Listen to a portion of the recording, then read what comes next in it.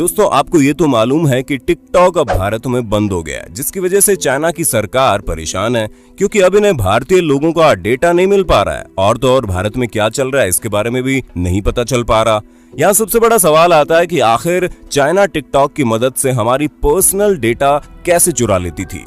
सभी सवालों का जवाब इस वीडियो में मिलेगा, इसके लिए वीडियो को लास्ट तक जरूर देखना।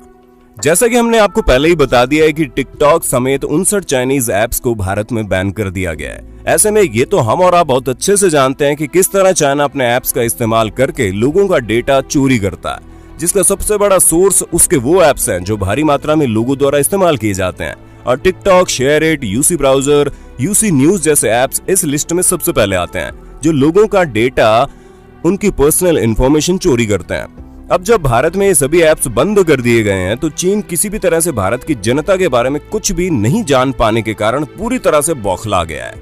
और जब भारत सरकार द्वारा चाइनीज ऐप्स पर बैन लगा दिया गया तो कई लोगों का ऐसा कहना था कि चीन को इससे कोई फर्क नहीं पड़ने वाला।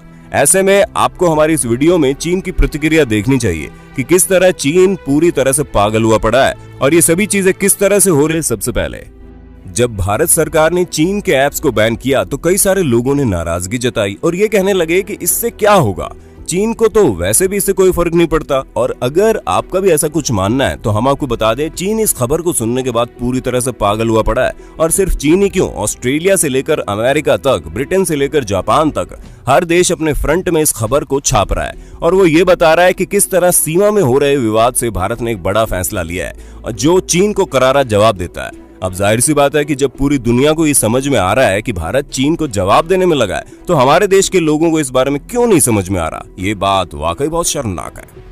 हम आपको बता दें कि अब तक चीन भारत को बहुत हल्के में लेता था, जहां उन्हें लगता था कि भारत उनके बिना कुछ नहीं कर पाएगा। और ऐसी ही सोच को करारा जवाब देते हुए जब हमारी सरकार ने उनके ऐप्स को बैन किया तो वहां के विदेश मंत्रालय ने इस बात पर चिंता जताई और भारत में चीन के दूतावास ने एक और बयान जारी किया जिसमें उन्होंने कहा कि ये किसी भी तरह से सही कदम नहीं है क्योंकि ये सभी ऐप भारत के नियम और कानून के तहत चलाए जाते हैं और इनसे किसी भी तरह की कोई गैर कानूनी गतिविधियां नहीं होती है। ऐसे में भारत सरकार ने इन ऐप्स को बंद करके इंटरनेशनल ट्रेड के तौर पर बेरुखी जताई है। अब आप खुद ही सोच लीजिए कि जो चाइना सुरक्षा को ध्यान में रखते हुए इंस्टाग्राम, फेसबुक, ट्विटर, यहाँ तक कि यूट्यूब जैसे ऐप्स को बंद करके बैठा है, वो आज हमें नसीहत दे रहा है कि हम ऐसा करके इंटरनेशनल ट्रेड में खटास पैदा कर रहे हैं। क्योंकि अगर इनको इंटरनेशनल ट्रेड इतनी पड़ी है तो फिर इन्हें भी अपने देश में इन सभी ऐप्स को चालू कर देना चाहिए। लेकिन नहीं, ये तो सिर्फ अपना ही फायदा सोचने में लगे हैं। पर एक बात तो साफ है कि भारत के इस कदम से चाइना अच्छी तरह समझ गया होगा कि बॉर्डर पर विवाद के साथ हम व्यापार नहीं कर सकते। और ये तो सिर्फ अभी ऐप से शुरुआत है। जिस दिन भारत ने पूरी तरह चाइना का बहिष्कार कर दिया उस दिन चाइना इतने बड़े घाटे में चला जाएगा कि आप और हम सोच भी नहीं सकते। और सिर्फ चाइना ही बड़े घाटे में नहीं जाएगा बल्कि हम अपना स्वदेशी सामान इस्तेमाल करके अपने देश को भी बहुत फायदे में ला सकते हैं। अगर आप भूल रहे हैं तो हम आपको बता दें, चाइना को कोई भी देश इतना ज्यादा पसंद नहीं करता है, लेकिन आज वो कामयाबी के मुकाम पर है तो सिर्फ और सिर्फ अपने देश के लोगों की वजह से, क्योंकि उनके देश के लोग अपने देश की सरकार से इंस्टाग्राम, फेसबुक जैसे ऐप न चला पाने की शिकायत नहीं करते हैं जैसे आज के युवा लोग कर रहे हैं। जी हाँ, हमारे देश के युवा तो इस तरह व्यवहार कर रहे हैं जैसे चाइना के ऐप हमारा पूरा इकोनॉमी संभालते थे और ये बेरोजगार हो जाएंगे तो देश को बड़ा घाटा होगा। क्योंकि वैसे भी इनके टिकटॉक और बाकी सोशल मीडिया के ऐप से हमारे देश को कोई भी फायदा नहीं हो रहा था। पर अगर लोगों को अभी भी यही लगता है कि टिकटॉक जैसे ऐप को बैन करने से कई सारे लोग सड़क पर आ जाएंगे तो हम उनकी जानकारी के लिए बता दें कि ऐसे कई सारे ऐप मार्केट में मौजूद हैं जिनका इस्तेमाल करके आप अपने अंदर के टैलेंट को बाहर ला सकते हैं।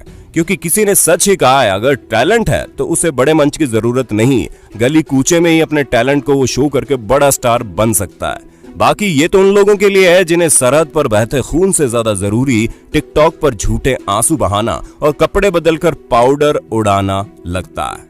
इसलिए दोस्तों, अब हम और आप ही इस देश के वो युवा हैं जो देश के भविष्य को आगे ले जाएंगे। ऐसे में हम ही इस तरह की चिंदी चोर वाले ऐप को बैन होने से रोकने में लगे रहेंगे तो भला हम क्या ही कर पाएंगे। और अगर अभी भी आपको सच्चाई समझ में नहीं आ रही है तो हम आपको बता दें कि चाइना के ऐप सिवाय हमारी जानकारी लेने के और कुछ नहीं करते। सबसे पहले तो चाइना टिकटॉक एप्लीकेशन को इंस्टॉल करवाती है, फिर परमिशन लेती है जैसे कि contact, mobile number, storage data और भी बहुत कुछ। फिर इन सभी डेटा को हैक कर लेते हैं और डार्क वेब में बेच दिया जाता है। अगर डार्क वेब वाला वीडियो आप नहीं देखें तो नीचे डिस्क्रिप्शन और ऊपर आई बटन में लिंक दे दूंगा, वीडियो जरूर देख लेना, जिससे आपको डार्क वेब का पूरा खेल मालूम चल जाएगा कि आपके डेटा को बेचा कहां जाता है। दोस्तों खुद ही सोचिए, फ्री में टिकटॉक आपको इतनी सारी फैसिलिटीज क्यों दे रहे थे?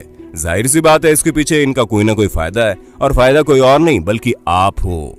आपके द्वारा की गई हर एक एक्टिविटी है, इसलिए हमारे पास अभी भी समय है कि हम अपने आप को संभाल सकते हैं और स्वदेशी चीजों का इस्तेमाल करके देश के हित में काम कर सकते हैं, जिससे न सिर्फ देश का फायदा होगा बल्कि हमारा भी होगा। क्योंकि अगर देश तरक्की करेगा तो हमें तो ऑटोमेटिकली तरक्की मिल ही जाएगी।